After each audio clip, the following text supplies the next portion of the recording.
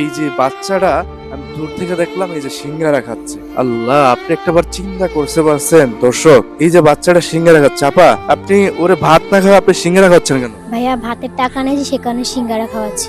ভাতের টাকা নেই সে কারণে সিঙ্গারা খাওয়াচ্ছেন? ওর তো পেটের সমস্যা হবে, ও তো বাচ্চা। কি করবো ভাই, আমরা হচ্ছে গরিব মানুষ, এখন টাকা না থাকলে তো আর ভাত কেউ খাওয়াবে না। দর্শক একটাবার চিন্তা করতে পারছেন, মানে টাকা নাই দেখা সিঙ্গারা খাওয়াচ্ছে এই বাচ্চাটাকে, মানে এই জিনিসটা একটাবার চিন্তা করতে পারছেন? আপনি যদি আপনার বাচ্চা যদি হইতো এটা, আপনার কাছে কেমন লাগতো? মানে টাকা নাই দেখে ভাত খাওয়াইতে পারতেছে না, সিঙ্গারা খাওয়াচ্ছে। আপনার এই বাচ্চার বয়স কত?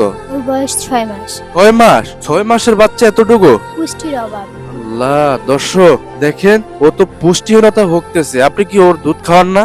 বুকের দুধ পায় না, আর ওই দুধ কিনতে অনেক সময় কিনতে পারি, আরেকবার কিনতেও পারি না। দর্শক একটাবার চিন্তা করতে পারছেন, মানে ওর বয়স 6 মাস, কিন্তু আমার মনে হচ্ছে ওর বয়স 1 মাস। কালকে আমি একটা বাচ্চার দেখলাম, 1 মাসের বাচ্চা সেম এতটুকু। ওর 6 মাস হইলে ওর কতটুকু মানে ওজন থাকার কথা ছিল? আমার মনে হয় না সব ওর ওজন মানে ঠিক মতো আছে, ওই পুষ্টিহীনতা ভুগতেছে। ওর দুধ নাই না আপা? না ভাইয়া, দুধ নেই। দর্শক কি বলবো, আমার ভাষা হারায় বলতেছে। এই বাচ্চাদের কষ্ট দেখলে সত্যি খারাপ লাগে, কি বলবো দর্শক। দেখে একটা বাচ্চাকে আমি দুধ কেটে দিয়েছিলাম, ওটা সেমই অবস্থা। আপনার হাজবেন্ড কি করে? এবারেই কাজ করে, অনেক সময় কাজ পায়, অনেক সময় কাজ পায় না। দর্শক, যারা লেবারি কাজ করে আপনারা জানেন, তো ওনারা অনেক সময় কাজ পায়, আবার অনেক সময় কাজ পায় না। তো সেই জায়গা থেকে আপনার এই দুইটা সন্তান লালন পালন করা, এটা কষ্ট হয়ে যায় না? অনেক কষ্ট হয়ে যায়, তারপরেও কোনো রকমের অভাবের সংসার, কোনো কিছু না করতে হবে, আল্লাহর কাছে বলে যে আল্লাহ আমাদেরকে একটু ধৈর্য দাও। টাকা ভাবটা চিন্তা করেন না, আপনার এই বাচ্চার আমি আপনার আজকে খাবারের ব্যবস্থা করে দিতেছি দুপুরে, হ্যাঁ? আপনার বাচ্চার আমি দুধের ব্যবস্থা করে দেবো মনে, আপনি আমার নাম্বারটা নেবেন, ঠিক আছে? জি আচ্ছা, ঠিক আছে। আপনি আমার নাম্বারটা নেবেন, নাম্বারটা নিয়ে আপনার নাম্বারটা আমাকে দিবেন। আমি কল দিলে আপনি একদিন আসবেন, হ্যাঁ? আমি একটা দুধ কিনে দেবো ওরে, ঠিক আছে?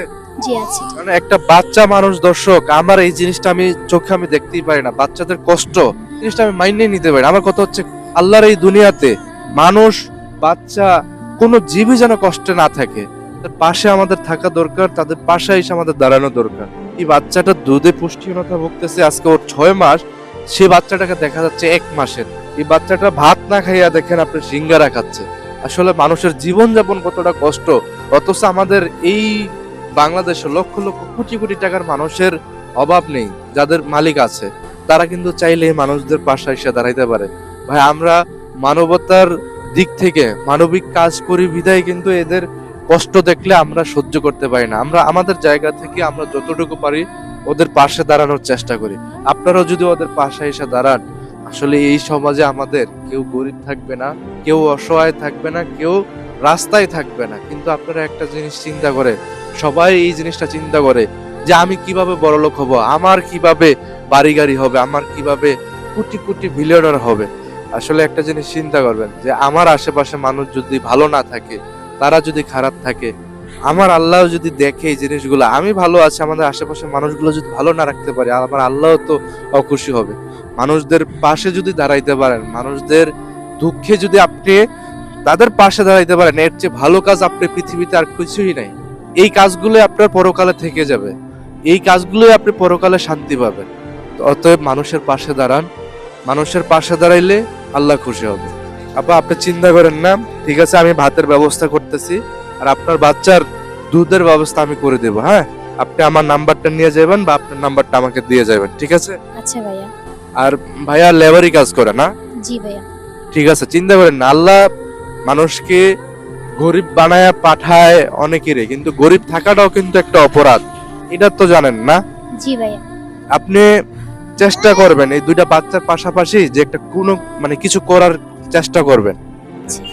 কিছু করার চেষ্টা করবেন। যাই হোক, আমি আমি ওদের একটা ব্যবস্থা করে দেবো না, আপাতত আপনাদেরকে আমি ভাতের ব্যবস্থা করে দিতেছি, যেহেতু আপনারা এই পর্যন্ত খান না। এই বাচ্চাটা সিঙ্গারা খাচ্ছে, খায়ও না বাবা, এটা খায়ও না, হ্যাঁ? এটা খায়ও না। দর্শক সবাই ভালো থাকেন, সুস্থ থাকেন।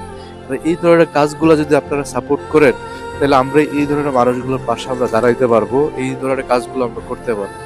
সবাই ভালো থাকেন, সুস্থ থাকেন। আল্লাহ হাফিজ।